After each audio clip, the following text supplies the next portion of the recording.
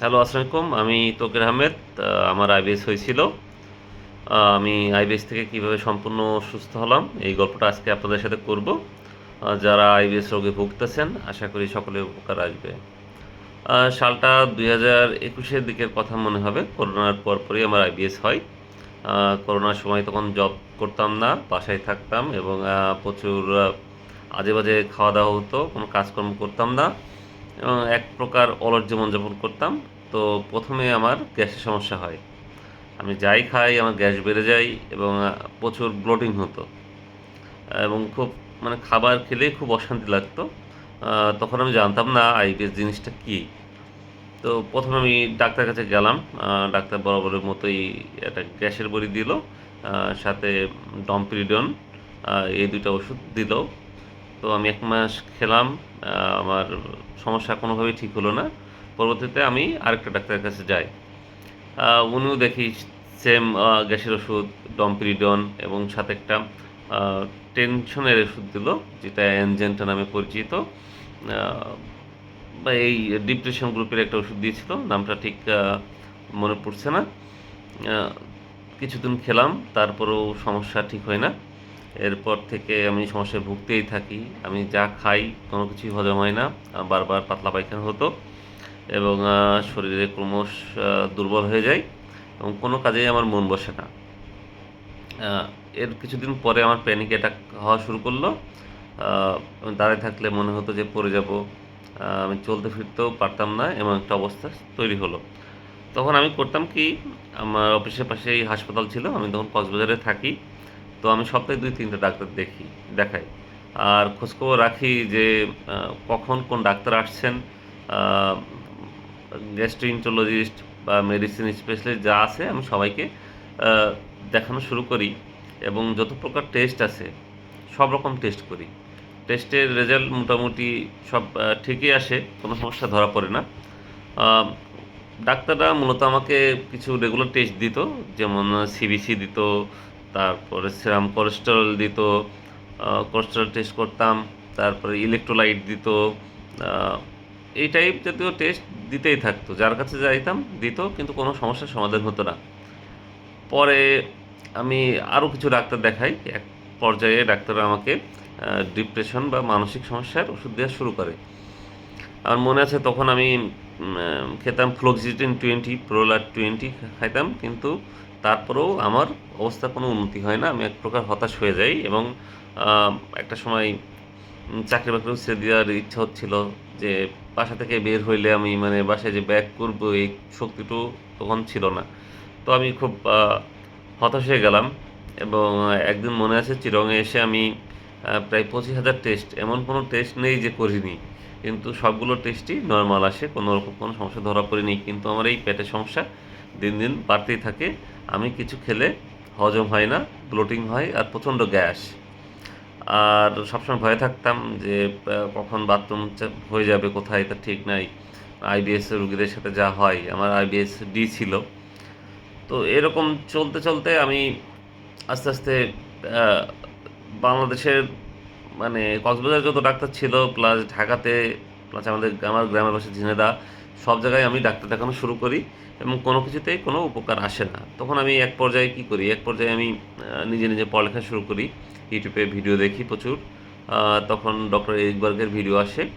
Doctor Eric বার্গের video দেখে আমি বেশ কিছু আইডিয়া পাইলাম যে খাবার কেন হজম হয় না, বা ডাইজেশন কীভাবে ভালো করা যায়। কিন্তু তখনও আমি ওই কোনো কূল কিনারা পাচ্ছিলাম না। সাডেন একদিন আমার কাছে ডক্টর মুজিবুর রহমানের একটা ভিডিও আসে। ডক্টর মুজিবুর রহমান খুব ভালোভাবে বিস্তারিত আলোচনা করছে যে আইবিএস হলে কী, কী খেতে হবে, কোন, কোন সাপ্লিমেন্ট নিতে হবে।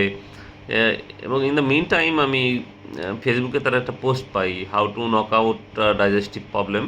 আমি এটা মনোযোগ দিয়ে পড়ি এবং সে সময় মনে আছে আমি বেশ কিছু সাপ্লিমেন্ট একসাথে অর্ডার করি। সাপ্লিমেন্টগুলো ছিল একটা মাল্টি ডাইজেস্টিভ এনজাইম নিয়েছিলাম। এটা কার্লাইলির মাল্টি ডাইজেস্টিভ এনজাইম।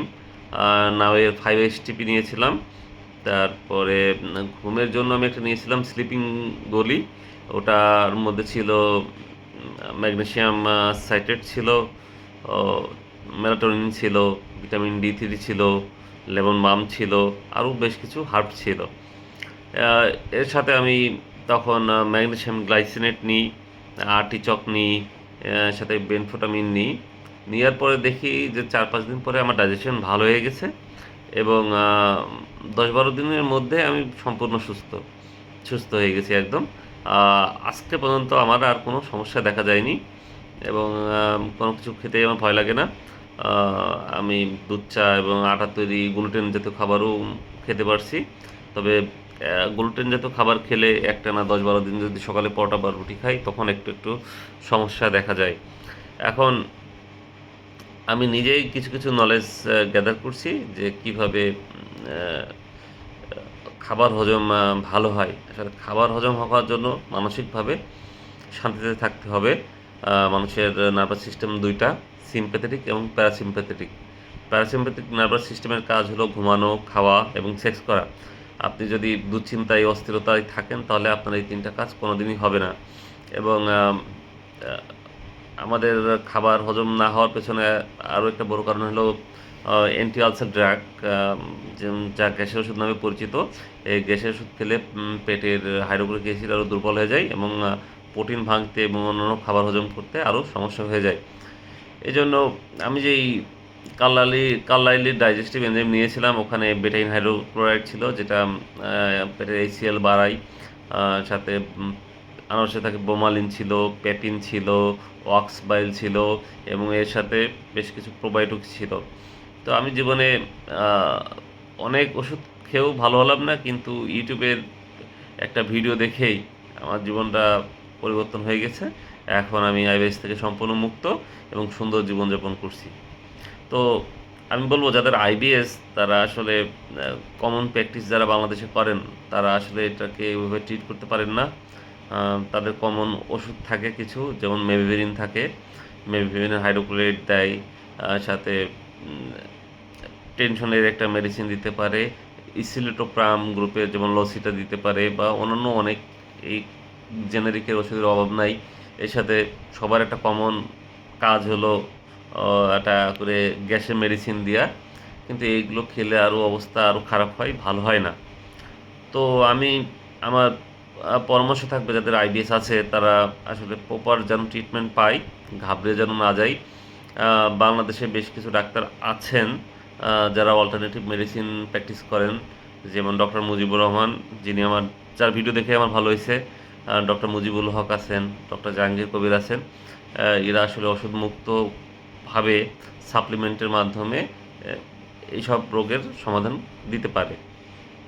তো আপনাদের যাদের আইবিএস তারা আসলে চিন্তাভাবনা না করে আজ থেকে এই বিষয়ে পড়ালেখা করেন। ChatGPT আছে, ক্লাউডি আছে, জেমিনি AI আছে, এখানে অনেক ইনফরমেশন পাবেন। বিশেষ করে যাদের প্রথম দিকে এই সমস্যা আছে তারা গ্লুটেন জাতীয় খাবার যেমন আটা তৈরি জাতীয় খাবার থেকে বিরত থাকুন এবং ডেয়ারি প্রোডাক্ট থেকে বিরত থাকুন। সাথে প্রোবায়োটিক যুক্ত খাবার খেতে পারেন এবং ভালো গুড কোয়ালিটির খাবার আপনাকে খেতে হবে এবং আপনার উপর আপনার নিজেকেই সময় দিতে হবে এবং ভাবতে হবে যে কোন খাবার খেলে আপনাকে আইবিএস ট্রিগার করছে। যেসব খাবার খেলে আইবিএস ট্রিগার করছে এসব খাবার থেকে সবসময় দূরে থাকতে হবে। মোটামুটি এত পরিমাণ ডাক্তার দেখাইছি, এত পরিমাণ টাকা ব্যয় করছি যে এই ব্যাপারে আমার অনেকটা নলেজ গ্যাদার হয়ে গেছে এবং নিজে পড়ালেখা করছি অনেক। তো যাদের আইবিএসের সমস্যা এখনও আছে চাইলে আমাকে মেসেজ দিতে পারেন, আমি আপনাদেরকে হেল্প করার চেষ্টা করব। ধন্যবাদ।